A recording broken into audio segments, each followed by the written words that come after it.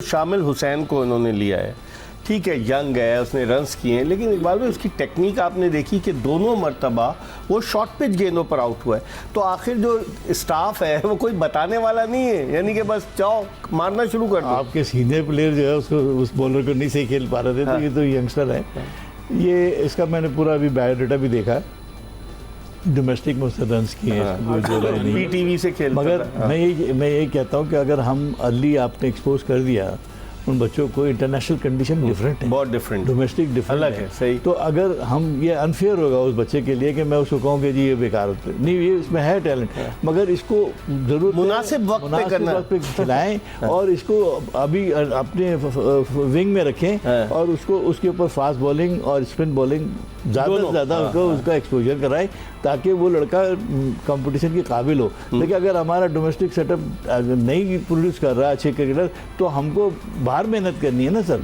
सही कह रहे फिर हमको एक्स्ट्रा ये नहीं कि हम वेट करेंगे भाई अब PSL का लड़का आएगा या उधर से आएगा, नहीं, वो जो सफर मौज पड़ी हुई है कोचों की और तनख्वाह ले रहे हैं माशाल्लाह, ठीक है, अल्लाह में दे, मगर मैं सिर्फ ये कह रहा हूँ कि उनसे काम लेना भाई, उनको बोले कि भाई ये 2-2 घंटे की नेट इनको कराओ और हमें बताओ, और बॉलिंग मशीन लाए स्पीड वाली, उसको दे और स्पीड से कराए। कौन करेगा ये काम सर? ये काम बोर्ड के लोगों ने करना है। क्रिकेट I'm sure कि ये आके ये सरफराज अब तो मिसबा भी चले गए, तो इन सबको चाहिए कि यार ये अब कोई परेशानी क्या है, आप इस पे काम करें ना, कुछ रिजल्ट बना के दें, प्रोड्यूस करें, तो इंशाल्लाह कोई ऐसे बात नहीं है कि हम वापस अपने रिगेन करें। अब पता क्या आपकी पोजीशन ये हो गई कि आप जिम्बाब्वे और वो अपने होम घर के विकटे ये बंद करें, विकटे ये टर्निंग बनाना और ये करना। देख लीजिए बांग्लादेश जैसी वो कमज़ोर टीम है, लेकिन फिर भी उन्होंने विकेट ऐसी बनाई कि फास्ट बॉलर के लिए जब भी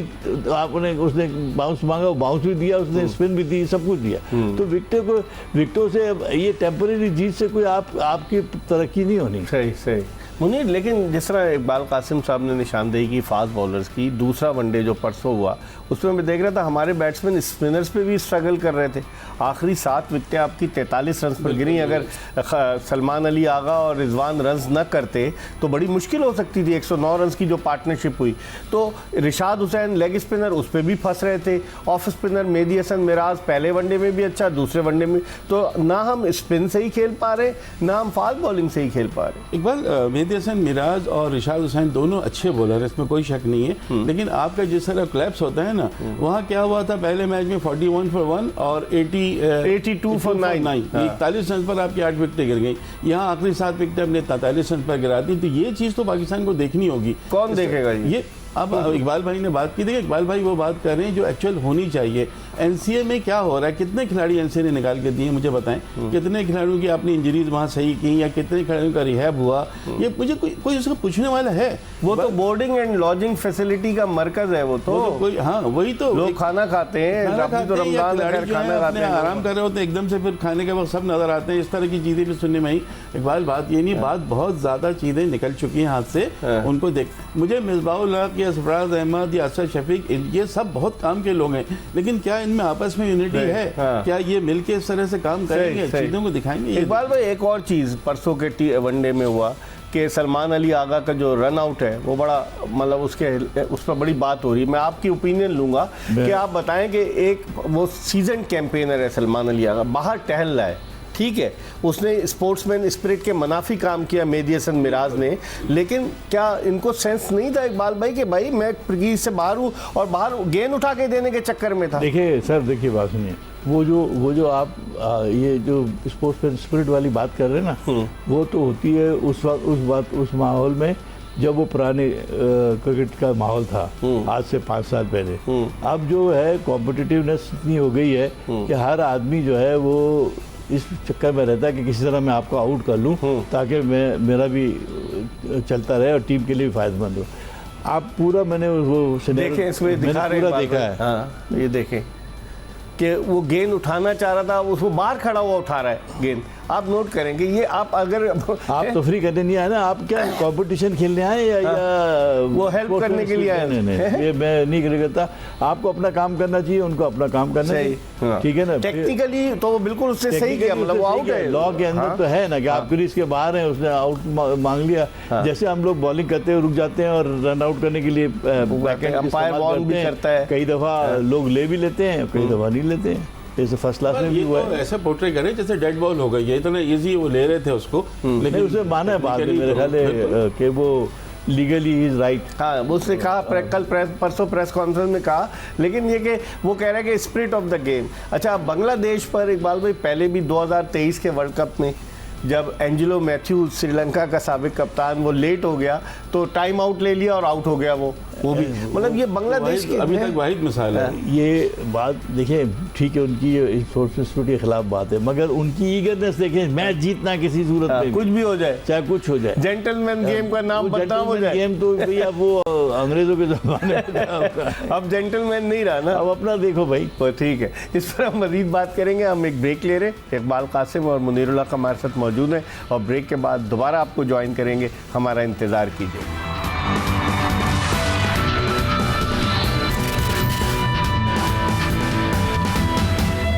welcome back after the break. हम बात करें क्रिकेट के हवाले से। पाकिस्तान और बांग्लादेश के दरमियान तीसरा वनडे इंटरनेशनल मैच जारी है और इकबाल कासिम और मुनीरुल हक हमारे साथ स्टूडियोज़ में मौजूद हैं, जिनसे हम बात कर रहे थे। पहले हम बात कर रहे थे कुछ खिलाड़ियों को मौके दिए गए लेकिन फिर उन्हें किस्से पारीना बना दिया गया, वो कहाँ चले गए। इकबाल भाई, हसन नवाज आया, पहले तो वो नाकाम रहा, फिर उसने 100 कर दिए, फिर उसको जब PSL खेला तो वो उसको चौथे पाँचवें पे खिलाना शुरू कर दिया। Basically he was an opener, वो बिल्कुल गायब हो गया। और भी बेशुमार क्रिकेटर्स हैं, अब्बास आफरीदी कहाँ चला गया, जहांदाद खान एक ऑलराउंडर आया था, वो कहाँ चला गया, फिर खुशदिल शाह घूम फिर कर आया था, अब वो नहीं है टीम में। बेशुमार लड़के हैं। अब्दुल समद, जिसको हम न्यूजीलैंड के दौरे पर ले गए, वहाँ उसने 3-4-5 T20 खेले, उसके बाद वो बाहर हुआ और अब उसको वनडे में डाल दिया। तो आप नहीं समझते कि प्लेयर्स को हम इस्तेमाल करते हैं और इस्तेमाल करके इनको भुला देते हैं? ये शो करता है कि इनकन्सिस्टेंसी है, नंबर 1, और दूसरी बात ये कि वो अपनी ही सिलेक्शन पे मुतमईन नहीं है। सेलेक्ट करते हैं और देखते हैं उनको खिला के, तो कहते नहीं यार ये नहीं पसंद है, इसको निकालो। तो उससे क्या हो रहा है कि आप पाकिस्तान की कैप को तो रुसवा कर ही रहे हो। आसान हो गई कैप लेना, मतलब वो आप बांट रहे हो ना, बांटे चली आ रहे हो, T20 की कैप या वनडे की कैप। मगर जो प्लेयर है उसमें से कुछ प्लेयर ऐसे वो कहते हैं यार बस काफ़ी हो गया, मेरा तो कैरियर मुझे पाकिस्तान मिल गई, कलर मिल गया। वो मेहनत करना बंद कर देते हैं। दूसरा, आप उनको लेते नहीं हो तो वो वैसे ही डाई आउट हो जाते हैं। तो ये जो सिनेरियो है ना, उसमें क्या हो रहा है कि आप थोक के हिसाब से जैसे मोहरें लगती हैं, वो T20 की, वनडे की आप लगवाए जा रहे हो, लेकिन आपको पाकिस्तान को इससे कोई बेनिफिट नहीं हो रहा, लेकिन सिवाय चंद एक प्लेयर जो निकल के आते हैं, 1-2 प्लेयर आते हैं जो जेन्युइनली मेहनत कर रहे होते हैं, वो तो शायद ऊपर आ जाते हैं और आपकी नजर कर्म रहती है तो वो दोबारा खेल लेते हैं, तो चल रहे होते हैं। लेकिन इकबाल भाई, अब आसान नहीं हो गया। मुनीर की तरफ भी जाऊंगा, अब कैप मिलना आसान नहीं हो गया। आप जब खेलते थे कितना कंपटीशन था लेफ्ट आर्म स्पिनर्स का, नईम अहमद थे, खुर्शीद अख्तर मरूम थे, फिर मुबशिर सज्जाद थे, फिर आपके अलावा अब्दुल रकीब थे, इतने सारे लेफ्ट आर्म स्पिनर्स, फिर कंपटीशन भी था। अब तो पता ही चलता, एकदम से लड़का आ गया। साद मसूद की एग्जांपल ले लें कि एकदम से आ गया लेग स्पिनर, कहाँ से आ गया वो? देखिए, असल में मैं ये कहता हूँ कि जो फर्स्ट क्लास क्रिकेट के अंदर आप लोगों को खिलाते, हम लोग खेलते रहते थे मुस्तकिल, चाहे सेलेक्ट हो या ना हो, और हर एक का एक्सपीरियंस जो है, आप देखिए जब वो खेलता है तो आपको कभी नहीं लगेगा कि वो नया क्रिकेटर है या बिल्कुल पहली दफ़ा खेल रहा है। जब डोमेस्टिक खेलता है, जी हाँ, जब नहीं टेस्ट डोमेस्टिक से अगर वो मतलब आपका एक्सपीरियंस अगर होगा तो आप जब आप जाएंगे तो आपको डर खौफ, आपको सारा इन्वायरमेंट मिला हुआ होगा। सही। अब होता है कि ये बच्चे जब आते हैं खेलने के लिए तो डायरेक्ट कैप पाकिस्तान की ले लेते, तो वो पाकिस्तान का जो खेलने का चार्म, वो जो उसकी जो चाशनी है, वो जो नहीं है, वो कहते हैं यार कैप मिल गई है, बस ठीक है, पाकिस्तान लेवल लग गया, खत्म। तो ये चीज़ें जो है ना, इसकी वजह से भी बड़ा हो रहा है। तो थोड़ा सा हाथ तरह होला रखें और जो ऑलरेडी हैं उनको उन्हीं पर तवज्जो दें, अंजाम तक पहुँचाएं, उनको प्रॉपर तरीके से हाँ, पूरे मतलब चांस दें उनको पूरा। सही। अगर उनमें टैलेंट होगा तो वो अपनी जगह बना लेगा। मुनीर आप क्या कहेंगे? इकबाल, जैसे इकबाल कासिम भाई की बात है ना, ये मंच के आए हैं। मुझे याद है नेशनल बैंक से ये खेलते थे, हर मैच में आउट करते थे और बैटिंग में आफ्ताब और मुकाबला इनका जबरदस्त था नईम अहमद से।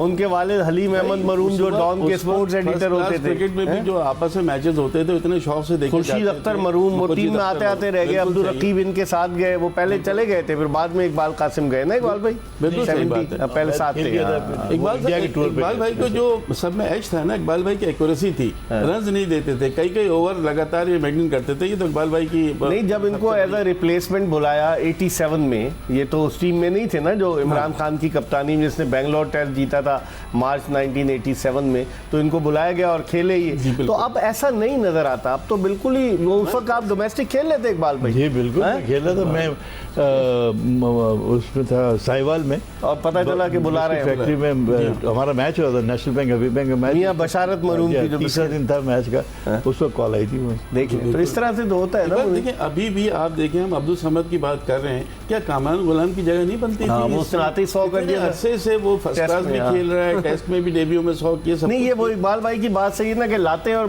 गायब करते। मोहम्मद अली एक फास्ट बॉलर आया, कहाँ चला गया, एक फास्ट बॉलर काशिफ अली, उसने एक टेस्ट खेला, डेब्यू किया, गायब हो गया। तो इतने सारे लड़के, अगर मैं नाम लेना शुरू करूं, एक तवील फहरिस्त है। कामरान गुलाम का जो एज है ना, वो डोमेस्टिक क्रिकेट का उसको बड़ा एक्सपीरियंस है, उसको यहाँ पे नहीं तो डोमेस्टिक वालों को कहाँ इतनी इंपॉर्टेंस दे रही, तो देखते हैं बस ये ग्लैमर नजर आता है बस। चलो, मिर्जा साद बेग को गाजी गौरी की जगह और अब्दुल समद की जगह, चले अब साफ निकल गया, अब लकीर क्या फायदा। चले, बहुत बहुत शुक्रिया इकबाल कासिम साहब, मुनीरुल हक आपका शुक्रिया। हमें उम्मीद है कि हमारी ये कोशिश, ये काविश आपको पसंद आई होगी। देखते हैं कि पाकिस्तान और बांग्लादेश में जो फैसला कुन वनडे है वो कौन सी टीम जीतकर सीरीज जीतने में कामयाब होती है। इसके साथ ही एक्सप्रेस स्पोर्ट्स पेज की ये एपिसोड अपने इख्तिताम को पहुंची। इंशाल्लाह अगर ज़िंदगी ने वफा की तो अगले शो में फिर आपकी खिदमत में हाजिर होंगे। मिर्ज़ा इकबाल बेग, इकबाल कासिम, मुनीरुल हक और एक्सप्रेस न्यूज़ की पूरी प्रोडक्शन टीम को इजाज़त दीजिए। अल्लाह हाफ़िज़।